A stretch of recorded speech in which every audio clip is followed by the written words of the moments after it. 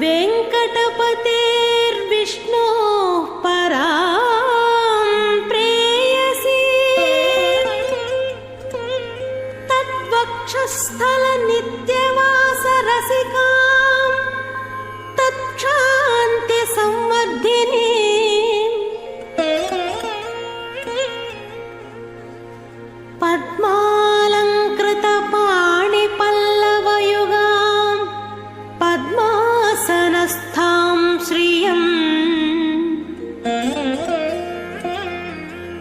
वात्सल्यादिगुणोज्ज्वलां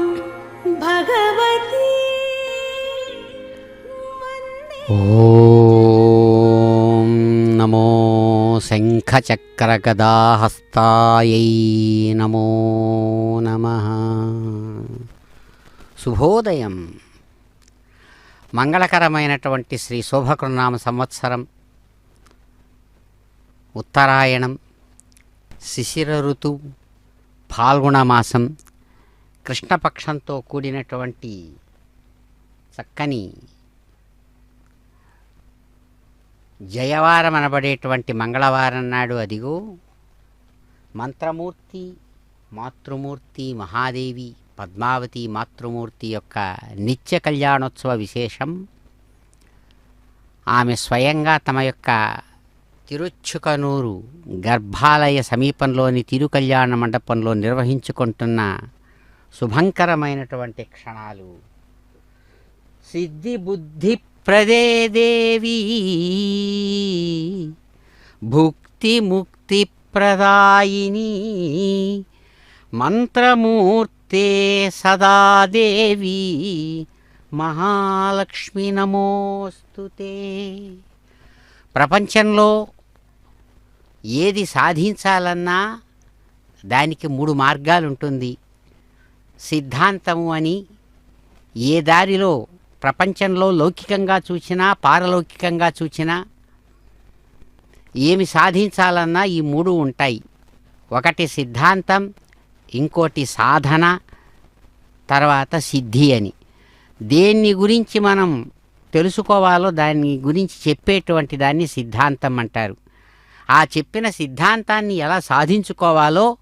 దానికి సాధన అని చెబుతారు. ఆ సాధన మార్గాన్ని అనుసరించి పోతే లభించేటువంటి ఫలితం సిద్ధి అంటారు. ఆ సిద్ధిని ఇచ్చేటువంటిది ఆమె. అదే ఇక్కడ సిద్ధి బుద్ధి ప్రదే దేవి, భుక్తి ముక్తి ప్రదాయిని. ఎవరైనా సిద్ధి పొందాలి అంటే, దాన్ని సాధించాలి, దాంట్లో విన్ అవ్వాలి, దాంట్లో విక్టోరీ అనే దాన్ని పొందాలి అంటే బుద్ధి కావాలి. ఆ సిద్ధిని పొందడానికి కావాల్సింది బుద్ధి. ఆ సిద్ధి బుద్ధి ఉంటేనే ముక్తి, మోక్షం అనేటువంటిది లభిస్తుంది. మోక్షం అనేటువంటిది ఫలితం. కాబట్టి ఇక్కడ అటువంటి సిద్ధిని బుద్ధిని ఇచ్చేటువంటి ఆ దేవి దివ్యస్వరూపిణి, కాంతి రూపిణి. అలాగే ఈ భూమి మీద ఉన్నప్పుడు, ప్రపంచంలో ఇహలోకంలో ఉన్నప్పుడు శరీరము బలంగా ఉండడానికి, మనస్సు బలంగా ఉండడానికి ఆహారం, దాన్ని భుక్తి అంటారు. ఆ భుక్తిని ఇచ్చేటువంటిది. ఆ భుక్తిని స్వీకరించి చేయాల్సినటువంటి లక్ష్యాన్ని సాధిస్తాడు, దాన్ని ముక్తి. ఆ భుక్తి ముక్తిని ఇచ్చేటువంటి అదిగో మహాలక్ష్మి మంత్రస్వరూపిణి. అమ్మా మీకు నమస్సుమాంజలు అంటూ అదిగో అమ్మవారు తమ నిత్య కళ్యాణాన్ని స్వీకరిస్తున్నారు. నమస్కారాలు అందుకుంటూ పద్మావతీ రమణ గోవింద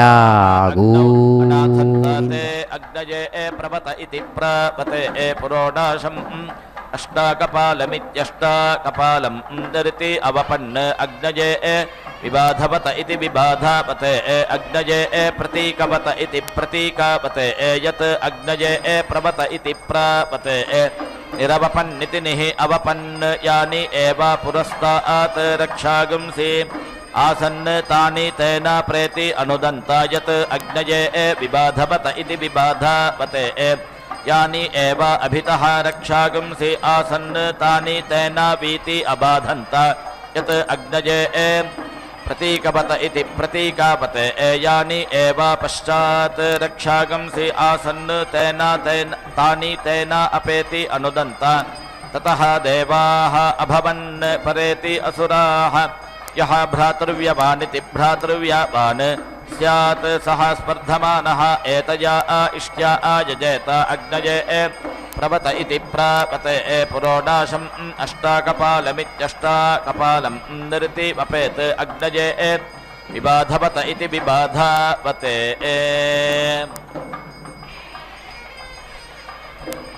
अग्नये प्रतीकवत इति प्रतीकावते यत् अग्नये प्रवत इति प्रापते निर्वपतीति निहीवपति यः एव अस्मात् श्रेयान् भ्रातृव्यः तं तेन प्रेति नुदते यत् अग्नये विबाधवत इति विबाधावते यः एव एनेन सदृङ् इति सदृङ् तं तेन वीति बाधते यत् अग्नये प्रतीकवत इति प्रतीकावते यः एव अस्मात् पापीयान् तं तेन अपेति नुदते प्रेति श्रेयागं सं भ्रातृव्यं नुदते अतीति सदृशं क्रामति न एनं पापीयान् आप्नोति यः एवं विद्वान् एतया इष्ट्या आयजते देवासुरा इति देवा असुराः संयत्ता इति संयत्ताः आसन् तेषां गायत्री ओजः बलम् इन्द्रियं वीर्यं प्रजामिति प्राजा पशून् सङ्गृह्येति संगृह्य आदायेत्य आदाय अपक्रम्येत्यपाक्रम्य अतिष्ठत् ते अमन्यन्त यतरान् वै इयम् उपावर्ध्यतीत्युप आवर्ध्यति ते इदं भविष्यन्ति इति तां वीति आह्वयन्त विश्वकर्मन्निति विश्वकर्मन् इति देवाः दाभि इति असुराः सा अन्यतरान् क्षण उपावर्ततेत्युप आवर्तते देवाः एतत् यजुः अपश्यन् ओजः असि सहः असि बलम् असि भ्राजः असि देवानां धाम नाम असि विश्वम् असि विश्वायुरिति विश्व आयुः सर्वम् असि सर्वायुरिति सर्व आयुः अभिभूरित्यभिभूः इति पाव देवाः असुराणाम् ओजः बलम् इन्द्रियं वीर्यं प्रजामिति प्राजा पशून् अवर्ण्यत यत् गायत्री अपक्रम्येत्यपक्रम्य अतिष्ठते तस्मात् एतां गायत्री इति इष्टिम् आहुः संवत्सर इति संवत्सरः वै गायत्री संवत्सर इति संवत्सरः वै तत् अपक्रम्येत्यपक्रम्य अतिष्ठत् यत् एतया देवाः असुराणाम् ओजः बलम् इन्द्रियं वीर्यं प्रजामिति प्राजा पशून् अवृञ्जत तस्मात् एतां संवर्ग इति संवर्गः इति इष्टिम् आहुः यः भ्रातृव्यवानिति भ्रातृव्यवान् स्यात् सः स्पर्धमानः एतया इष्ट्या यजेत अग्नये देवासुरा इति देवा असुराः संयत्ता इति संयत्ताः आसन् ते देवाः अब्रुवन् यः नः वीर्यावत्तम इति वीर्यावत् तमः तम् अन्विति समारभामः इति सम् आरभामहै इति ते इन्द्रम् अब्रुवन् त्वं वै नः वीर्यावत्तम इति वीर्यावत् तमः असि त्वाम् अन्विति समारभामः इति सम् आरभामहे इति सः अब्रवीत् तिस्रः मे इमाः तनुवः वीर्यावतीरिति वीर्यावतीः ताः प्रीणीत अथ असुरान् अभीति भविष्यथ इति ताः वै ब्रूहि इति अब्रुवन् इयम् अगम्हो मुगित्यगम्हः मुक इयं विमृधेति विमृधा इयम् इन्द्रियावतीति इन्द्रियावती इति अब्रवीत् ते इन्द्राय अगम्हो मुच इत्यगम्हः मुचे पुरोडाशम् एकादशकपालमित्येकादशकपालं निरिति अवपन् इन्द्राय वैमृधाय इन्द्राय इन्द्रियावत इति इन्द्रियावते यत् इन्द्राय अगम्हो मुच इत्यगम्हः मुचे निरवपन्निति निः अवपन् अगम्हसः एव तेन अमुच्यन्त यत् इन्द्राय वैमृधाय मृधः एव तेन अपेति अघ्नता यत् इन्द्राय इन्द्रियावत इति इन्द्रियावते इन्द्रियम् एव तेन आत्मन् अदधत त्रयस्त्रिंशत्कपालमिति त्रयस्त्रिंशत् कपालं पुरोडाशं निरिति अवपन् त्रयस्त्रिंशदिति त्रयः त्रिंशत् वै देवता ताः इन्द्रः आत्मन् अन्विति समारम्भयतेति सम् आरम्भयत भूत्यै मये गृह्णाम्यग्रे अग्न्यग्राय स्पोषाय सुप्रजास्त्वाय सुवीर्याय मामो देवताः सजन्ताम् अपां पृष्ठमासि योनिरग्नः समुद्रमभितः पिन्वमानम् वर्धमानो महां आच पुष्कर दिवो मात्रयावरुम्णा प्राधस्व ब्रह्मजज्ञानं प्रथमं पुरस्तात् विषेमतस्वरुचो वेन आवा सबुध्निया उपमा अस्य पृष्ठा सतश्च योनिमसतश्च विवाह हिरण्यगर्भः समावर्तताग्रे भूतस्य जातः पतिरेक आसीत् सदा धारपृथिवीन्द्रियमुते मां कस्मै देवाय हविषा विधेमा द्राप्सश्च स्कन्दपृथिवे मनोद्यामिमञ्च योनिमनुयश्च पूर्वः समानं योनिमनो सञ्चरं तं द्रप्सञ्जोहोम्यनो सप्तहोत्राः नमोऽस्तु सर्पेभ्यो ये के च पृथिवी मनो ये अन्तरिक्षे ये दिवितेभ्यः सर्पेभ्यो नमः या इषावो यातु धानानां ये वा वनस्पतिर्गणो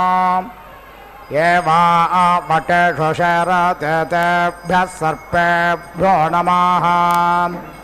ये वा मीरो जने दिवो ये वा सूर्यस्य रश्मिषु ककुहग्रूपं वृषभस्य रोचते बृहत्सोमः सोमस्य पुरोग शुक्रस्य पुरोगोः तेषामप्सु सदस्कृतं तेभ्यः सर्पेभ्यो नमः ये वामेरो जने दिवो ये वा सूर्यस्य रश्मिषु येषामप्सु सदस्कृतं तेभ्यः सर्पेभ्यो नमः ऋणुष्व पाजप्रसेदन्न पृथ्वी आहिराजे वाम इभेन विश्वे मनोप्रसेदिन्द्रो नानोस्तासि विद्या रक्षसस्थभिष्ठैः तव भ्रमासा आशु यापादन्त्यनुस्पृशधृषता शोषो जानः तपोऽग्न्यग्ने जुह्वा आपतङ्गानसन्दितो विसृज विश्वगुल्काः प्रतिस्पशो विसृजतोर्नेतमो भवापायुर्विशो अस्य अदब्धः यो नो दूरे अघशग्नासो यो अन्त्यग्ने माकष्टे व्यधिरादधर्षेत् उदग्ने तिष्ठ प्रत्यातनुष्वन्यमित्रा ओषधा दिग्महेते यो नो अरादिग्समिधानचक्रे नीचादन्ध्यक्ष्यदसन्नशुष्कम् ऊर्ध्वभावप्रते विद्याध्यस्मदाविष्कृणुष्मदे व्यान्यग्ने अवस्थिरादनुहि यातु जूणाञ्जामिमजामिं प्रवृणेहि शत्रोः अग्नेष्ट्वा तेजसा साधयामि अग्निर्मूर्धादिवत्ककुत्पतिः पृथिव्या अयम् अपाग्निरताग्निसि जिन्वति इन्द्रस्य तौजसा साधयामि भवो यज्ञस्य रजसश्च नेता यत्र नियुध्ये स च स शिवाभिः दिव्यमूर्धानं दधिषे स्वर्श जिह्वामग्ने चक्रशे हव्यवाहम् सुवासे धरुणास्त्रता विश्वकर्मणः मा त्वा समुद्र उद्वादेन्मासो पर्णो व्यधमाना पृथिवेन्द्रगोः प्रजापतिष्ट्वा सादयत्वपां पृष्ठे समुद्रस्येमन् यचस्वतें प्रथस्व पृथिव्यासे भोरासि भूमिरस्य दीतिरसि विश्वधाय विश्वस्य भुवनस्य धर्त्रे पृथिवे यच्छ पृथिवेन्द्रज्ञः पृथिवे माहिज्ञासे विश्वस्मै प्राणाय अपानाय व्यानाय दानाय प्रतिष्ठाये चरित्राय अग्निष्ट्वाभिपादमह्या स्वस्त्याच्छर्दिषा छन्दमेन तया देवतायाङ्गिरस्वध्रुवासेदा काण्डात् काण्डात् प्ररोहं दे परोषः परुषस्परे एवानो दुर्वे प्रधानुसहस्रेण सतेन च शतेन प्रधनोषे सहस्रेण विरोहसे तस्यास्ते देवेष्टके विधेम हविषा भयम् यास्ते अग्ने सूर्ये रुजो दिवा मातन्वन्ते रश्मिभिः ताभिर्नो अद्य सर्वाभिरुचे जनायनस्कृधि यावो देवा सूर्ये रुजो गोष्वश्वेषु यारुजाः इन्द्राग्नेताभ्यः सर्वाभिरुचन्नो धत्त बृहस्पते विराट् ज्योतिरधारयत् स्वराट् ज्योतिरधारयत् प्रजापतिष्ठा साधयतु प्रजापतिष्ठा साधयत्वपां पृष्ठे समुद्रस्येमन् यजस्वतें प्रथस्व पृथिव्यासि प्रजापतिष्ठा साधयतु पृष्ठे पृथिव्या ज्योतिष्मतीं विश्वस्मै प्राणाय अपानाय व्यानाय विश्वं ज्योतिर्यच्छा अग्निष्टधिपतिस्तया देवतायाङ्गिरस्वध्रुवासेदा मधुश्च माधवश्च वासन्तिका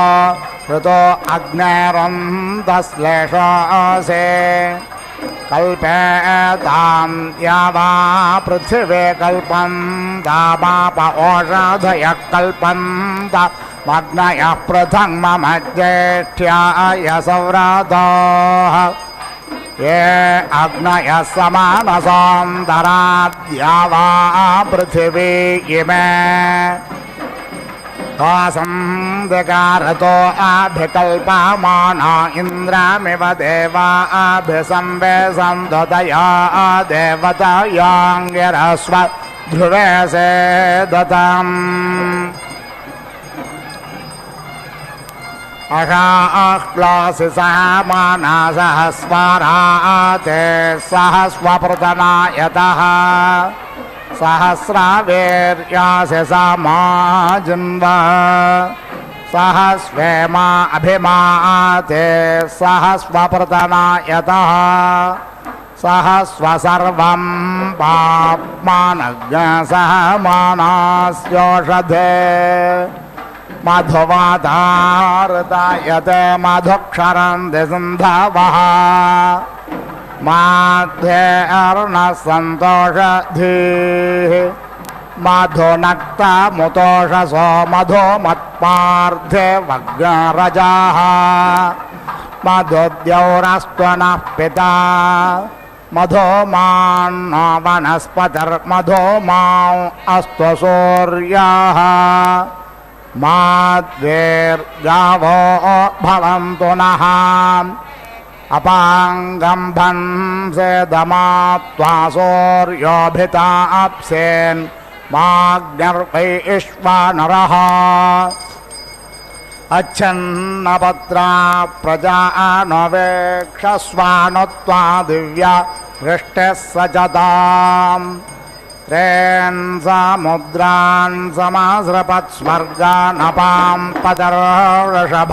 इष्टगानाम् पुरेशं वसानः स्वकृतस्य लोके तत्र गच्छ यत्र पूर्वे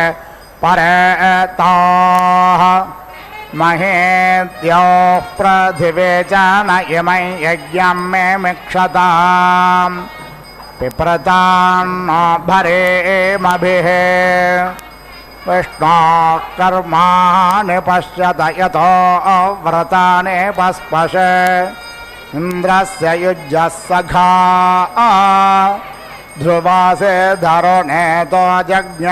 प्रथममेभ्यो योनिभ्यो अधिजातवेदाः सगायत्र्या तृष्टुभा नुष्टुभा च देवेभ्यो हव्यं वाहत प्रजानन् इषेराय रामस्वसहसेद्युम्न ऊर्जे अपत्याय सम्रालसि स्वकृशाणुपरिषद्योऽसि पवमानः नभोऽसि पृथक्वा मृष्टोऽसि हव्यसूदनः सम्रालसि स्वरालसि सारस्वतोत्तोत्सौ प्रावताम् अग्ने युक्ष्वाहि एतवाश्वासो देवसाधवाः अरम्भन्ति मन्यवे युक्ष्वाहि देवहोता मां अश्वां अग्ने रथेरिव निहोता अपूर्यस्य दः सम्यक् श्रावन्ति सरितो नधेना अन्तर्हृदा मनसा पूयमानाः घृतस्य धारा अभिचाकशेमिहिरण्ययो वेतसो मध्ये अग्नेः ऋचत्वा रुचत्वा भासत्वा ज्योतिषत्वा अबोधितं विश्वस्य भुवनस्य वाजिनमग्निर्वैश्वानरस्य च अग्निर्ज्योतिषाज्योतिष्मान् रुक्मा वर्चसा वर्चस्वान् सहस्रदासि सहस्रायत्वा आदित्यं गर्भं पयसा समन्धि सहस्रस्य प्रतिमां विश्वरूपं परिवृन्धि हरसामाभिमग्नस्था शतायुषं गृणये चीयमाणः भातस्य ज्योतिं वरुणस्य नाभिमश्वं जज्ञानज्ञ शरीरस्य मध्ये शिशुं नदीनाग्ने हरिमद्रे बोध्रमग्न माहिज्ञसे परमे व्योमन् यो अग्निरग्निरध्यजायत शोकात् पृथिव्या उत वा दिवस्परे येन प्रजा विश्वकर्मा जजानतमग्नेः परे देवृणक्तो चित्रं देवानामुदागादने कञ्चक्षुर्मित्रस्य वरुणस्याग्नेः अप्राद्या वा पृथिवे अन्तरिक्षज्ञ सूर्य आत्मा जगतस्तस्तुषश्च इमं माहिज्ञसेर्द्विपादं पशुज्ञसहस्राक्षमेधाय चीयमाणः मयं पशुं मेधमग्ने जुषस्वतेन जन्वानस्तन्वो निषीद मयुन्ते सुगृच्छतु यन्विष्मस्तन्ते सुगृच्छतु यमग्नसाहस्रज्ञशतधारमुत्सं यच्यमानज्ञशरीरस्य मध्ये इमं माहिज्ञशिरेकाशभं पशुङ्गानिक्रदं वाजिनं वाजिनेषु गौरमारण्यमनोदे दिशामितेन जन्वानस्तन्वो निषेदा गौरन्ते सुगृच्छतु यन्विष्मस्तन्ते सुगृच्छतु इमग्नसाहस्रज्ञशतधारमुत्सं व्यच्यमानज्ञशरीरस्य मध्ये घृतं दुहानामदितिञ्जनायाग्ने बाहिर्गसे परमे व्योमन् गवयमारण्यमनोते दिशामित्येन चिन्वानस्तन्वो निषेधा गवयन्ते सुगृच्छतो यं विष्मस्तन्ते सुगृच्छतो इममोर्नायं वरुणस्य नाभ्यन्त्वचं पशूना द्विपदाञ्चतुष्पदाम् त्वष्टः प्रजानां प्रथमं जनेत्रमग्ने मोहिद्यसे परमे व्योमन् उष्ट्रामारण्यमनोददिशामित्येन जन्मानस्तन्वो निषेधा उष्ट्रन्ते सुगृच्छतो यं विष्मस्तन्ते सुगृच्छतो अजो ह्यग्नेरजनिष्टशोकात् स्व आपस्य जनितारमग्रे तेन देवा देवतामग्रामाय यज्ञस्तेन रोहामाय उपमेध्यासः शरभमारण्यमनोददिशामितेन जन्वानस्तन्वो निषेधा शरभन्ते सुगृच्छतो यं विष्मस्तन्ते सुगृच्छतो त्वय्याविष्टदासुषो नृगः पाहि शृणुधि गिराः रक्षातोकमुतत्मना अपान्ते मन्सादयाम्यपान्तोद्मन् सादयाम्यपान्त्वा भस्मन् सादयामि अपान्त्वा ज्योतिषि सादयाम्यपान्त्वायने सादयामि अर्णवे त्वा सदने सादयामि समुद्रे त्वा सदने सादयामि शरीरे त्वा सदने सादयामि अपान्त्वा क्षये सादयाम्यपान्त्वा सधीषि सादयामि अपान्त्वा सदने सादयाम्यपान्त्वा सधस्थे सादयाम्यपान्त्वा योनौ सादयामि अपान्त्वा पुरेषे सादयाम्यपान्त्वा पाथसि सादयामि गायत्रेण त्वा छन्दसा सादयामि त्रेष्टोभेण त्वा छन्दसा सादयामि जागतेन त्वा छन्दसा सादयामि अयं पुरो हरिकेशसूर्य अयं पुरो भुवस्तस्य प्राणो भुवायनो वसन्त प्राणायनः गायत्रे वासन्ते गायत्र्यै गायत्रं गायत्रादोपाग्नेशरोपाग्नेश त्रिवृतो रथान्तरम् वसिष्ठर्षि प्रजापतिगृहेतया त्वया प्राणं गृह्णामि प्रजाभ्यः अयं दक्षिणा विश्वकर्मा तस्य मनो वैश्वकर्मणम् ग्रीष्मो मानसस्तृष्टग्रीष्मे तृष्टुभस्वारग्नस्वारादन्तर्यामोऽन्तर्यामात् पञ्चदशात् बृहत् भरद्वाजर्षि प्रजापतिगृहेतया त्वया मनो गृह्णामि प्रजाभ्यः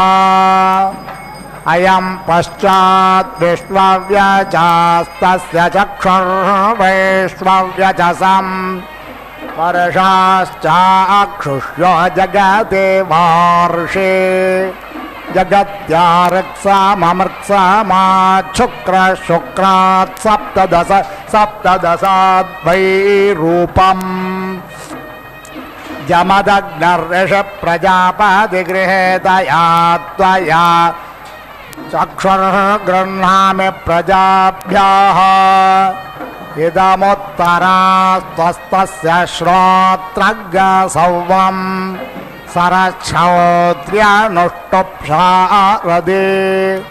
अनुष्टुभैलमैलान् मन्थे मन्थिन एकविघ्नेशात् वैराजम् विश्वामित्र ऋषि प्रजापतिगृहेतया त्वया श्रोत्रं गृह्णामि प्रजाभ्यः इयमुपरे मतिस्तस्यैवाङ्मात्याम् हेमन्तवाच्य पङ्करहेमन्थे पङ्क्ते निधनावत आग्रयण त्रेणवत्रयस्त्रिज्ञासौ त्रेणवत्रयस्त्रिज्ञासाभ्याग्शाक्वररैपते विश्वकर्मर्षि प्रजापतिगृहेतया त्वया वाचं गृह्णामि प्रजाभ्यः लोकं प्रणता अस्येन्द्रं विश्वाः ध्रुवक्षितर्ध्रुवयाण ध्रुवासे ध्रुवयोनिमासे दशाध्वया मुख्यस्य केतुं प्रथमञ्जोषाणाश्विना ध्वर्यो सादयतामिहत्वा कुलायिने घृतवते पुरं धिस्योनेसे दशदान पृथिव्या अभित्वा रुद्रावसावो गृह्णन्ति मा ब्रह्मा पेपेः सौभागायाश्विना ध्वर्यो सादयतामिहत्वा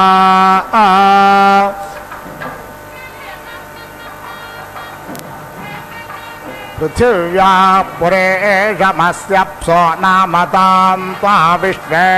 अभिगृह्णन्तु देवाः स्तोमा पृष्ठा घृतवातेहसे प्रजावादस्मे द्रविणाय जस्वाश्विना ध्वर्यो सादयता मिहत्वा अदित्यास्त्वा पृष्ठे सादयाम्यन्तरिक्षस्य धर्त्रे निष्टम्भनें दिशामधिपत्नीं भुवनानाम् ओर्म्यद्रप्सो अपामासि विश्वकर्मातर्षे रश्विना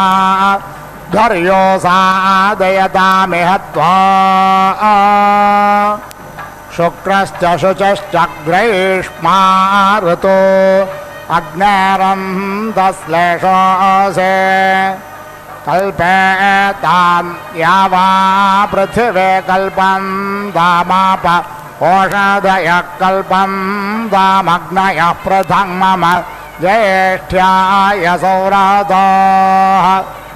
ये अग्नयः समानसोऽन्तराद्यावा पृथिवे इमे ग्रैष्मा ऋतो अभ्यकल्पमाना इन्द्रामिव देवा अभिसंवेशन्ततया देवतायाङ्गिरस्वध्रुवेशे दताम् सजोर्ऋतुभः सजोर्विधाभ्यः सजोर्देवै सजोर्देवैर्वायोनाथैः अग्नये त्वा वैश्वानरायाश्विना ध्वर्यो सादयतामिहत्वा सजोर्ऋतुभ्यः सजोर्विधाभ्यः सजोर्वसोभ्यः सजोर्देवैः सजोर्देवैर्वायोनाथैः अग्नये त्वा वैश्वानरायाश्विना ध्वर्यो सादयतामिहत्वा सजोर्ऋतुभ्यः सजोर्विधाभ्यः सजोरुद्रै सजोर्देवैर्वायोनाथैः अग्नये त्वा वैश्वानरायाश्विना ध्वर्यो सादयतामिहत्वा सजोर्ऋतुभ्यः सजोर्वेधाभ्यः सजोरादित्यै सजोर्देवे सजोर्देवैर्वायो नाथैः अग्नये त्वा वैश्वानरायाश्विना ध्वर्यो सादयतामिह त्वा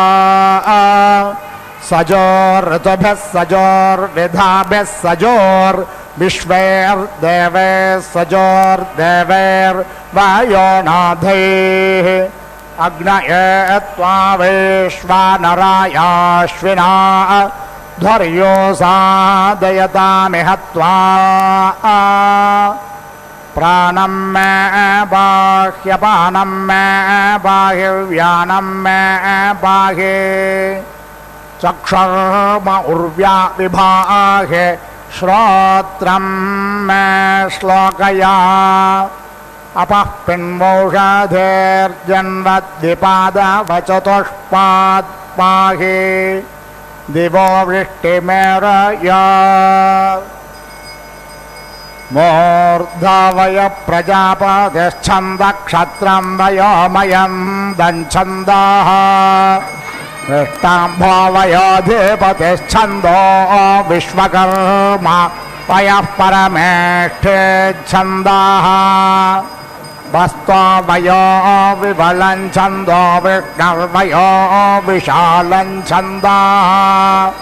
पुरुषो वयस्तन्द्रं छन्दो अव्याघ्रो वयो नादृष्ट छन्दः सिंहो वयश्चतुश्छन्दः पष्ठवाड्वयो बृहते छन्दः उक्षावयः ककुप्छन्दा ऋषभो वयस्ततो बृहते छन्दः अनाड्वान्वयः पङ्क्तिच्छन्दो धेनुर्वयो जगते छन्दः त्रविर्वयस्तृष्टुप्छन्दो दित्यवाड्वयो विराट् छन्दः पञ्चाविर्वयो गायत्रे छन्दत्रिवत्सो वय उष्णच्छन्दः तुर्यवाड्वयो नुष्टुप्छन्दो लोकं प्रणता अस्येन्द्रं विश्वाः इन्द्राग्नि अव्यधमानामिष्टाकां दृग्हत युवम् पृष्ठनद्या वा पृथिवी अन्तरिक्षं च विभाधसे विश्वकर्मा त्वा साधयत्वन्तरिक्षस्य पृष्ठे व्यचस्वतीं प्रथस्वतीम् अन्तरिक्षं यच्छान्तरिक्षं दृग्हान्तरिक्षं बाहिर्गसेः विश्वस्मै प्राणाय पानाय व्यानाय दानाय प्रतिष्ठाय चरित्राय वायुष्ट्वाभिपातो मह्या स्वस्त्या छर्दिषा सन्तमेनतया देवतायाङ्गिरस्वध्रुवासेदा नभश्च नभस्यश्च राज्ञासि प्राचेदिग्विरालसि दक्षिणादिक्सम्रालसि प्रतेचेदिक्स्वरालस्युदेचे दिगधिपत्न्यसि बृहते दिक् विश्वकर्मा त्वा साधयत्वन्तरिक्षस्य पृष्ठे ज्योतिष्मते विश्वस्मै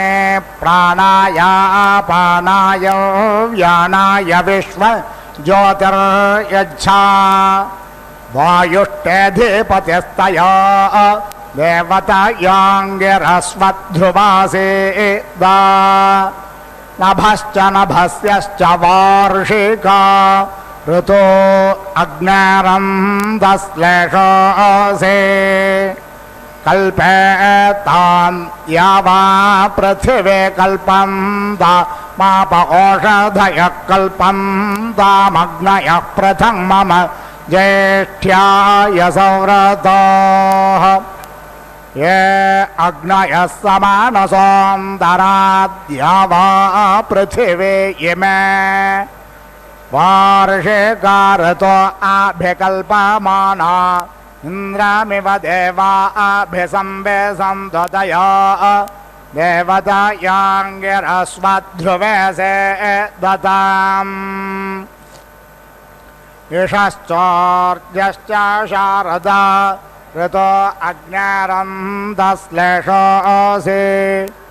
कल्पेतान्यवा पृथिवे कल्पन्त माप ओषधयः कल्पन्तामग्नयः प्रथमम ज्येष्ठ्याय सौरथाः ये अग्नयः समानसोऽन्तराद्या वा पृथिवी इमे शारदा ऋतो अभिकल्पमाना इन्द्रमिव देवा अभिसंवेशन्ततया देवतायाङ्गिरस्वध्रुवे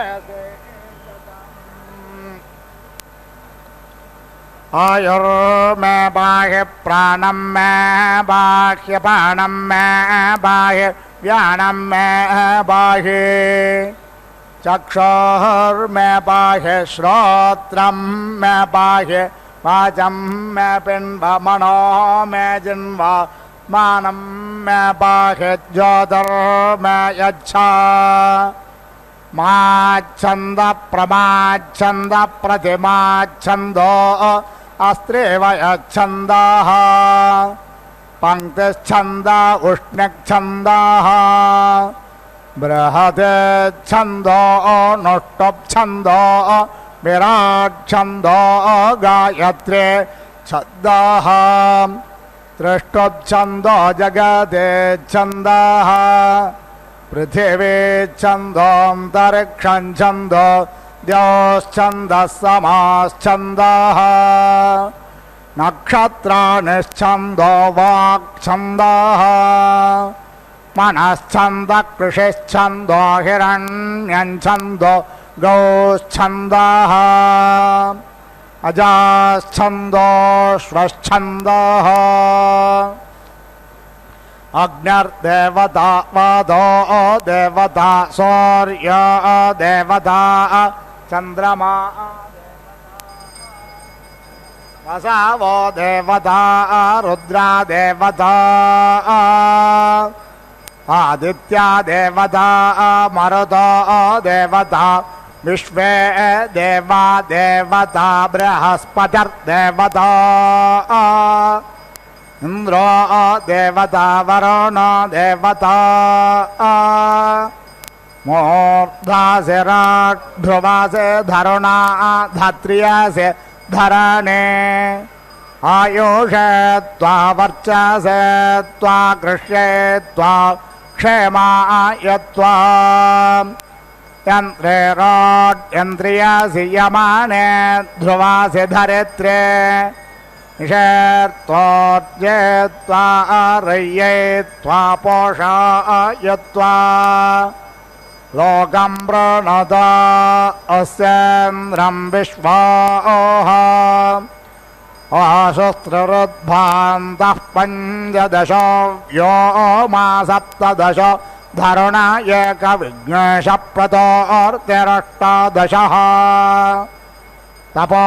नवदशोऽभिवर्तस्स विघ्नेशो वर्चोद्वा विघ्नेश सम्भरणस्त्रयो विघ्नेशो योनिश्चतुर्विघ्नेशः गर्भाः पञ्च विघ्नेश ओजस्त्रनवक्रतो रेकत्रिघ्नेश प्रतिष्ठा त्रयस्त्रिघ्नेशो ब्रध्नस्य विष्ठपञ्चतस्त्रिघ्नेशः नाकषत्रिघ्नेशो विवर्तो अष्टाचत्वारिघ्नेशो धर्त्रं च दुष्टोमः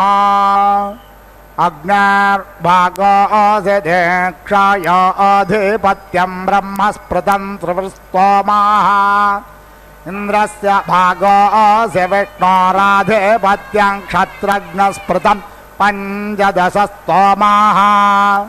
నృచక్షసాం భాగోసి ధాతురాధిపత్యం జనిత్రజ్ఞ స్మృతజ్ఞ సప్తదశ స్తోమాః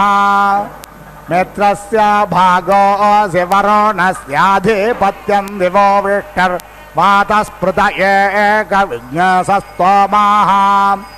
వసోర్నాం భాగోసి రుద్రానామాధిపత్యం చతుష్పాద్ స్మృతం చతుర్విజ్ఞాస స్తోమాః ఆదిత్యానాం భాగోసి మరుతామాధిపత్యం గర్భా స్మృత పంచవిజ్ఞాస స్తోమాః అదితేర్భాగోసి పూష్ణ ఆధిపత్యమోజస్పృతంత్రేణ స్తోమాః దేవస్య సభతుర్భాగోసి బృహస్పతిరాధిపత్యజ్ఞ సమే ఓం నమో భగవత్యై దివ్యసుందర మూర్త్యై నమో నమః. అదిగో చక్కని మంత్రమూర్తి పద్మావతీదేవి అద్భుతమైనటువంటి తమ యొక్క సాంకేతిక రూపం మాంగళ్య రూపంలో చక్కగా అనేక విధాలైనటువంటి సేవా విశేషాలను మంత్రబద్ధంగా శాస్త్రబద్ధంగా స్వీకరిస్తున్నారు. మంత్రమూర్తే సదాదేవి మహాలక్ష్మి నమోస్తుతే అని అమ్మవారిని కీర్తిస్తారు. మంత్రమూర్తి అని ఎలాగైతే ఒక వ్యక్తికి స్వరూపం రూపం అనేది ఉంటుంది, అరకాల నుంచి తల వరకు ఉండేటువంటి ఆ రూపం ఏర్పడింది తల్లి గర్భంలో నుంచి.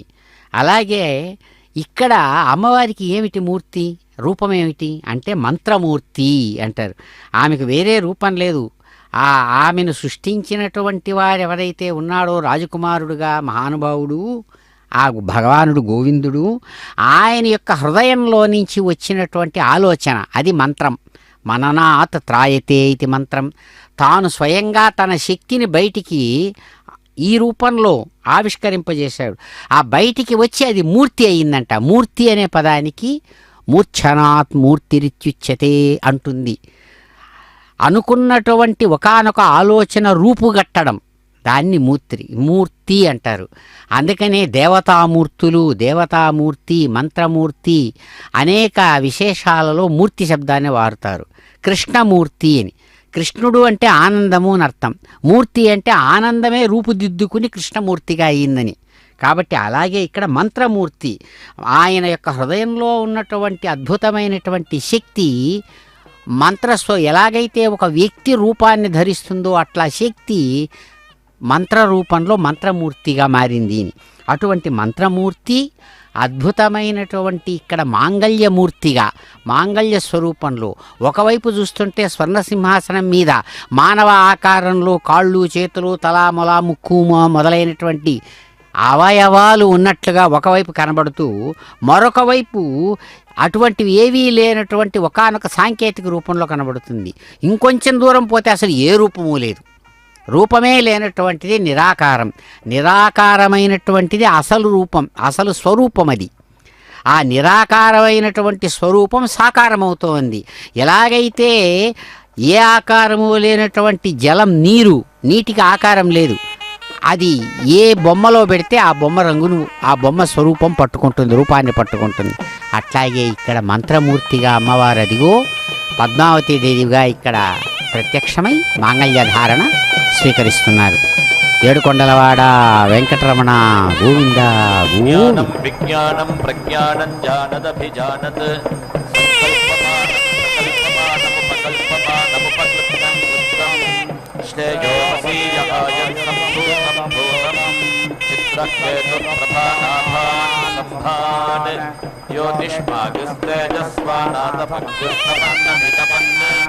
రోచతో రోచమాన శోభన శోభమాన కళ్యాణ.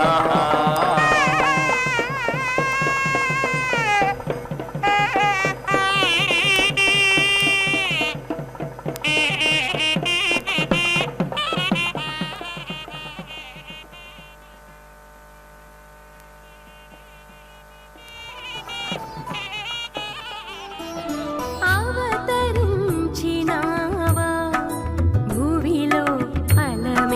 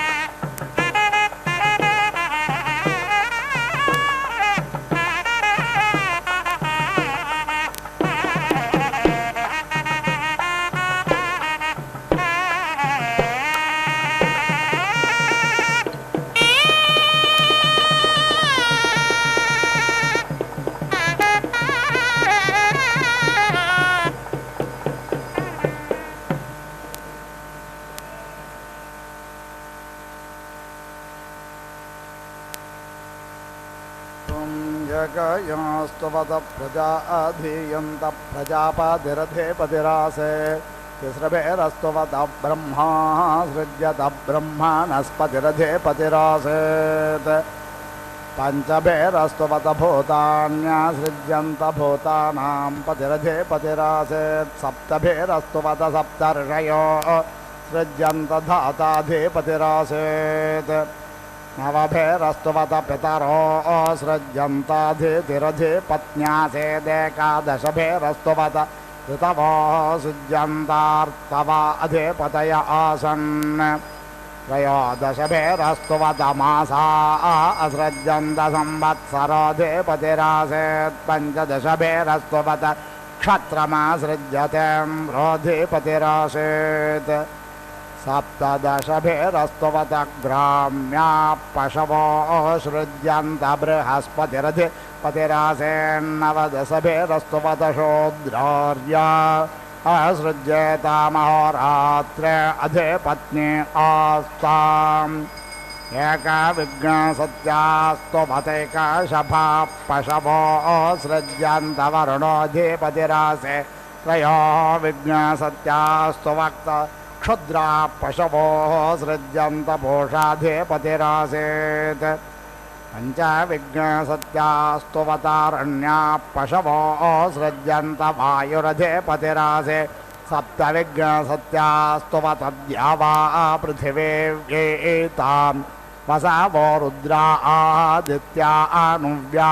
यज्ञस्त एवाधिपतय आसन्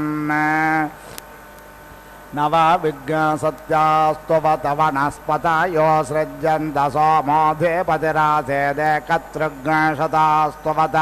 प्रजा सृज्यन्त यवाश्चायवाश्चाधिपतय आसन् त्रयोदशभेरस्तुवत मासा सृज्यन्त संवत्सरोऽधिपतिरासेत् पञ्चदशभेरस्तुवत क्षत्रमासृज्यतेन्द्रोऽधिपतिरासेत् पञ्चविघ्नसत्यास्तुवतारण्या पशवो सृज्यन्त वायुरधिपतिरासे सप्तविघ्नसत्यास्तुवत द्यावा पृथिवीतां वसवो रुद्रा आदित्या अनुव्या यज्ञस्त एवाधिपतय आसन् नवविघ्नसत्यास्तुवत वनस्पतयो सृज्यन्त सोमोऽधिपतिरासेदेकत्रिघ्नशतास्तुवत प्रजा सृज्यन्त यवाश्चायवाश्चाधिपतय आसन् त्रयस्त्रिघ्नशतास्तुवत भूतान्यसाम्यन् प्रजापतिः परमेष्ट्यधिपतिरासेत् लोकं प्रणता अस्येन्द्रं विश्वाः